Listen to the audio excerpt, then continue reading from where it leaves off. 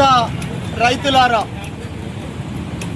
గత 10 రోజుల నుంచి అకాల వర్షాలు కురుస్తున్నాయి. ఈ వర్షాలతోటి మొక్కజొన్న పంట, వరి తదితర రకాల పంటలన్నీ తడిసిపోయినటువంటి ఒక పరిస్థితున్నది.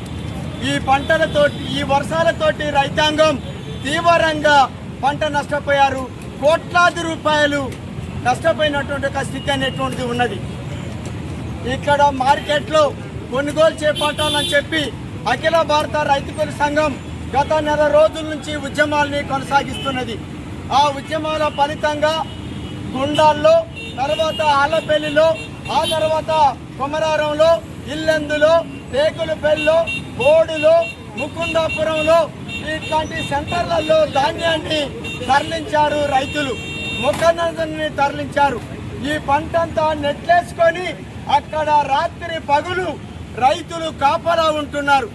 దాదాపు 1000 లోళ్లకు పైగా ఈ మార్కెట్లోకి మొక్కజొన్నలు వచ్చి ఉన్నాయి. ఈ ధాన్యాన్ని కొనుగోలు చేయకుండా లారీల్ని తీసుకొచ్చేటువంటి ఒక ప్రయత్నం అనేటువంటిది ప్రజాప్రతినిధులు కానీ, ప్రభుత్వ అధికారులు కానీ చర్యలు చేపట్టడం లేదు. దీని మూలంగా రైతాంగం తీవ్రమైనటువంటి ఒక ఇబ్బందులు ఎదుర్కొంటున్నారు. వానకి తడిసిపోయి రోడ్ల మీద పోస్తున్నారు. రోడ్ల మీద పోసినటువంటి పంట వర్షంతో కొట్టకపోతున్నటువంటి ఒక స్థితి అనేటువంటిది ఏర్పడ్డది. దాని తర్వాత ప్రభుత్వ అధికారులను కలిశాం, రిప్రజెంట్ చేశాం. అయ్యా, మా సమస్యని పరిష్కరించమని చెప్పి వేడుకొన్నాం. అయినా ప్రభుత్వ అధికారులు పట్టించుకోవటం లేదు. అలాగే ఈ నియోజకవర్గాల్లో కానీ, ఈ జిల్లాలో కానీ గెలిచినటువంటి ప్రజాప్రతినిధులు ఎవరైతే ఉన్నారో, ఎమ్మెల్యే గారు కానీ, మార్కెట్ల చైర్మన్లు కానీ ఏ ఒక్కరు కూడా దీని మీద శ్రద్ధ పెట్టడం లేదు.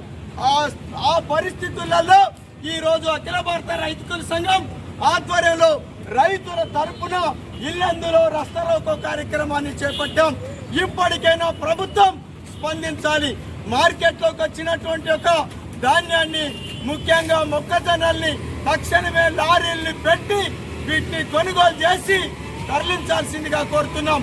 లేకుంటే ఇదే పరిస్థితి కనుక కొనసాగిస్తే మాత్రం రానున్న కాలంలో ఇక్కడ రాజకీయ పార్టీల్ని అన్నిటిని కలుపుకొని, రైతు సంఘాన్ని కలుపుకొని ప్రజా ఉద్యమాన్ని రైతుల తరపున తీవ్రతరం చేస్తామని చెప్పి ఈ రాష్ట్ర కేంద్ర ప్రభుత్వాన్ని ఈ సందర్భంగా హెచ్చరిస్తున్నాం, మందలిస్తున్నాం. రైతుల తరపున ఇప్పటికైనా ఆలోచించమని కోరుతున్నాం.